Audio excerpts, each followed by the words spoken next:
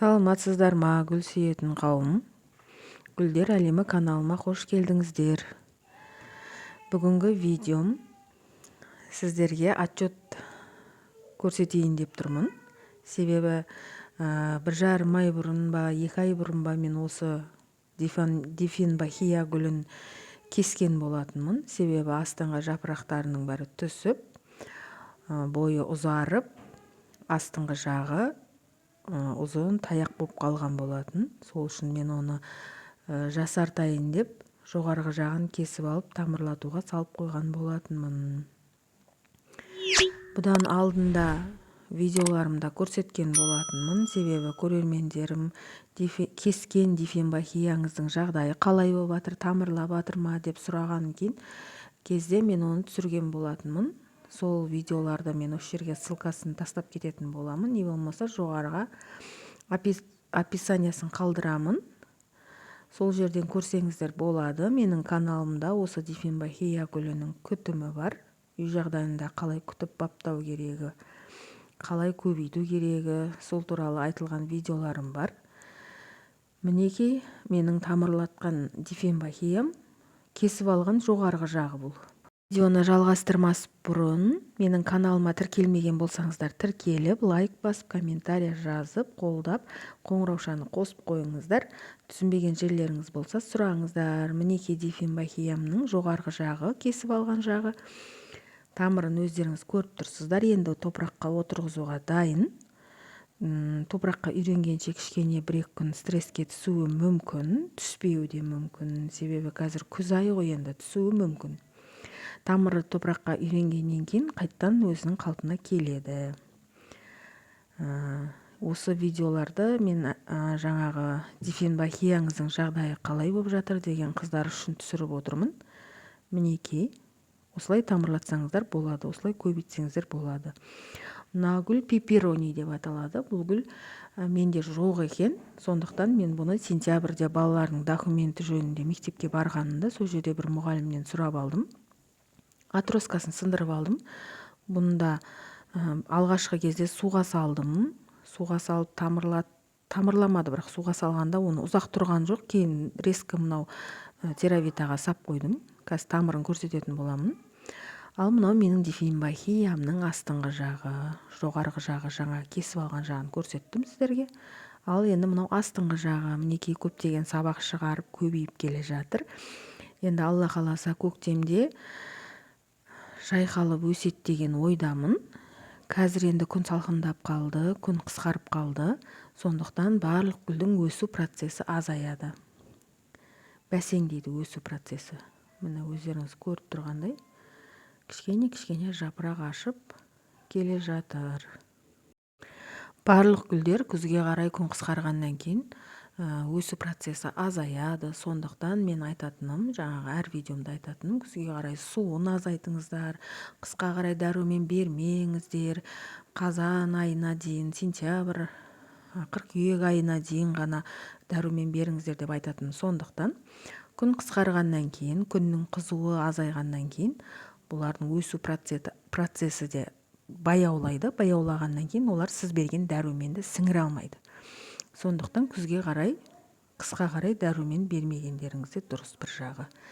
Енді үйде 12 сағаттық жарық бар болса, гүлдерге арналған лампаңыз бар болса, берсеңіз болады. Себебі лампа бұларға 12 сағаттық жарық беріп тұрғандықтан өсу процесі жақсы болады. Себебі гүлдер жарықпен өседі. Қандай өсімдік болмасын, жарықпен өседі. Және де астындағы топырағына да байланысты.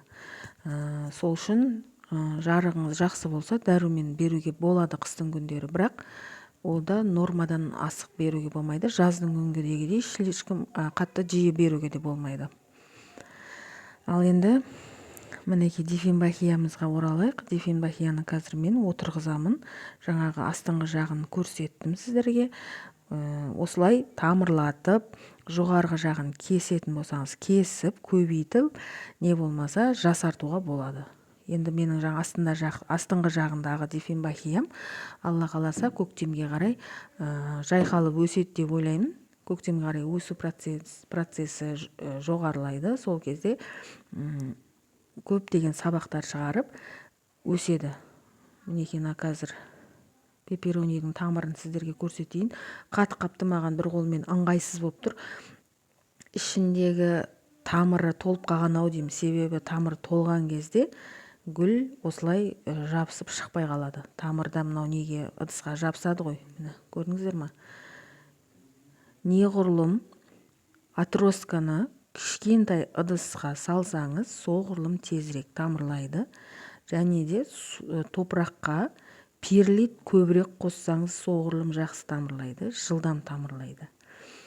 Міне, көбейтудің әдісі. Ал енді тамырын қараңыздар, тамыр кәдімгідей толып қалған.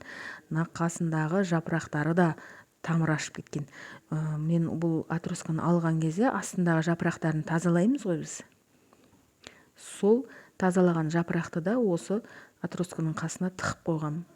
Бәрі тамырлап тұр. Мінекей, осының енді тамырын бүлдірмей, осы бойы топырағын түсірмей, осы бойы ыдысқа отырғызатын боламын қазір. Сіздер де солай көбейтіп отырғызсаңыздар болады. Міне, көрдіңіздер ғой, топырақтың құрамы анық көрініп тұр. Және де қандай ыдысқа тыққаным да көрініп тұр. Солай дәу ыдысқа апарып бүйтіп отростканы тыға салсаңыз, ол тамырлауы мүмкін, но бірақ процесс жай болады. Ол тамырлайым дегенше үстіндегі жапырақтарының бәрі әлсіреп, уже сондай халге түсіп кетеді. Мінекей, отырғызып қойдым. Одноразовый стаканға астын тесіп, жақсылап отырғызып қойдым. Енді дифенбахиямды отырғызамын. Камераны ұстап тұратын адам болмағандықтан маған ыңғайсыз болып тұр қазір.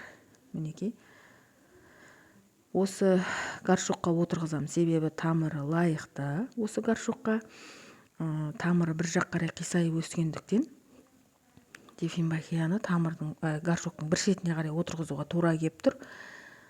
Себебі бір жағы қарай қисайып өскен тамырлары. Өзінің тамырына лайықты горшокқа отырғызсаңыз, горшоктың ішіне тамыр толады. Содан жоғары қарай күштің бәрі жоғары қарай көтеріледі. Гүлдің жоғарғы жағына беріледі. Жоғарғы жағы ол кәдімгі өзінің жапырағы, жақсы жапырақ. Жаңағы дені сау, жақсы жапырақ, дені сау сабақ шығаратын болады. Ал енді сіздің горшогыңыз үлкен болса, онда ол сол тамырды толтырып тұра береді, ол жоғары қарай өспейді. Маған көптеген көрермендерім жазады комментарияға: осы гүлім осындай өспейді, бірде-бір сабақ қосқан жоқ деп айтады. Не ол топырақтың құнары азайғаннан, не болмаса, мінекей мына горшокқа сап қояйын десем, үлкен екен, қойшы болмайды. Просто мынау қап-қара болып тұр да, мына горшок. Ақ горшоктар ұнайды маған. Сол жаңағы үлкен горшокта тұрса, жоғары қарай өспейді ол. Соның ішіне тамыр толтырып тұра береді ол.